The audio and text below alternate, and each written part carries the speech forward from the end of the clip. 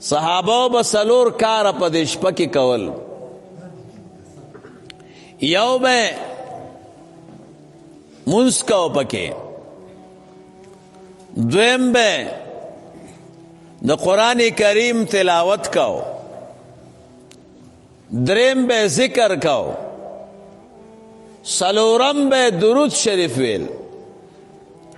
لکه دا اوږده شپه ده، نو چې مونځ هم پوره که تلاوت وکئ، تلاوت باندې چې ستړي شوئ بیا درود شریف ووایئ،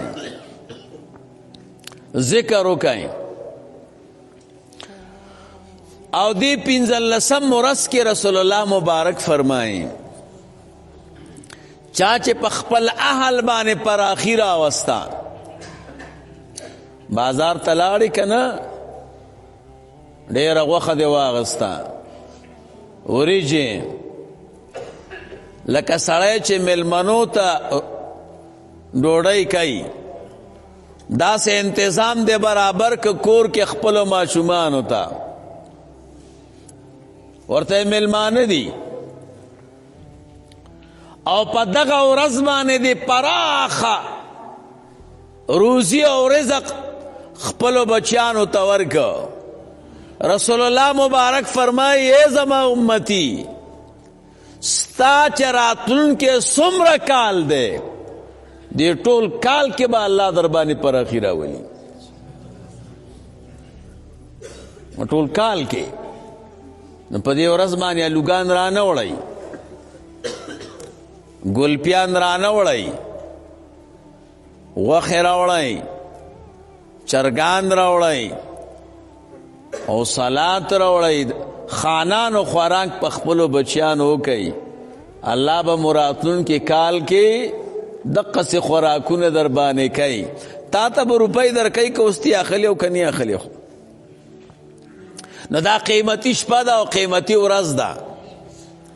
نو په دې شپه باندې شپه ویښه تېرول پکار دي، او بیا سبا چې ورځ شي نو په هغې روژه پکار ده. روژه خو روژه یوه مه نیسئ، ولې بل حدیث کې د یوې روژې نه منه راغلی. یوه روژه ته یا مخکې ونیسئ او یا ترې نه وروسته ونیسئ. بیا بل کال ته د دې شپې او د دې ورځې راتلل الله خبر دی، څوک به یي او څوک به نه. د عمر څه پته لګېږي؟ هېڅ معلومات اوس معلومات نه کېږي چې 15 شپې ته به ورسېږو که نه،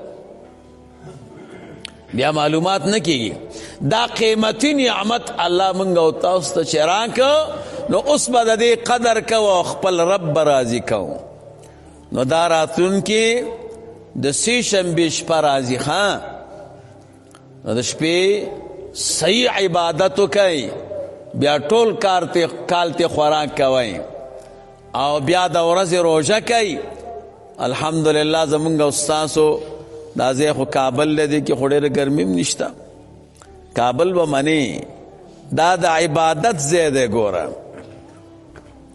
ما ځان سره فکر کوم، سلیمان علیه السلام به کابل کې وی دمه کوله، تخ به په هوا را روانو که نه، چې کابل ته به راورسېده نو دلته به دمه کوله.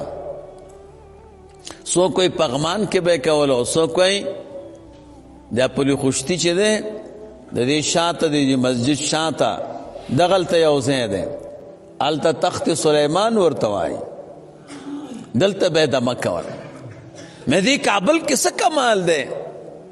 مونږ چې پاکستان کې وو که نه، نو د دې به را سره فکر و. نو چې کله دلته راغلو چې وایي دا خو د عبادت کلی دی.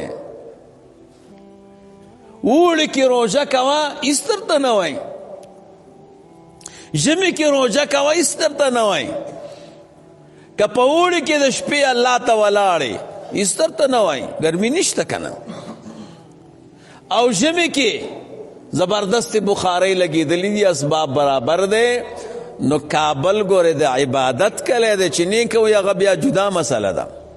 موږ او تاسو چې پکې عبادت نه کوو دا مو سخته بدبختي ده. ګوره قیمتي وطن دی، شپې م یخه ده ورځې م یخه ده.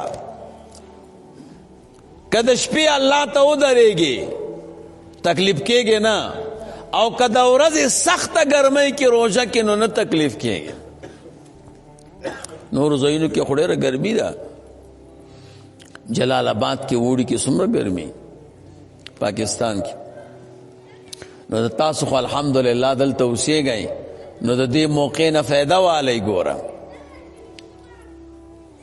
الله پاک مو مریضانو ته شفا ورکا، غریبانان مو الله مالدار کا، مالدار مو الله نیکان کا، چا څومره حاجات تی الله دې پوره کړي.